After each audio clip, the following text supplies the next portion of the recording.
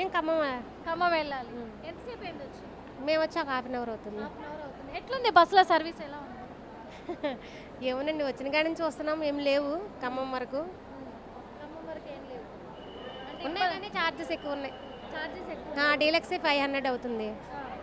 నార్మల్గా అయితే నార్మల్గా అయితే తెలియదు, తక్కువే ఉంటుంది అనుకుంటా, మ్యాక్సిమం 320 అలా ఉండొచ్చు.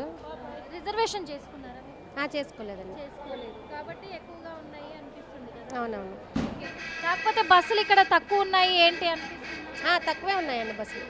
హెల్ప్ డెస్క్లని ఏర్పాటు చేశారంటే ఎక్కువ ఖమ్మము అటు సైడ్ వెళ్ళే అన్ని కూడా దిల్షుఖ్నగర్ బస్ స్టాండ్ నుంచి ఎక్కువ బస్సులను అరేంజ్ చేశారు. ఈ విషయము మీరు చూసారా? తెలుసా మీకు? తెలియదండి నాకు ఆ విషయం.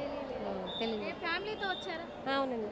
ఫ్యామిలీతో వెళ్తున్నారు. అవును. అయితే ఓకే. అంటే ఇక్కడ సీనియర్ సిటిజన్స్ కూడా ఉన్నారు మీతో పాటు. మరి వాళ్ళ కూర్చోవడానికి అలాంటి బస్ స్టాప్లో ఏమైనా ఏర్పాటు చేశారా ఇక్కడ బస్ స్టాండ్?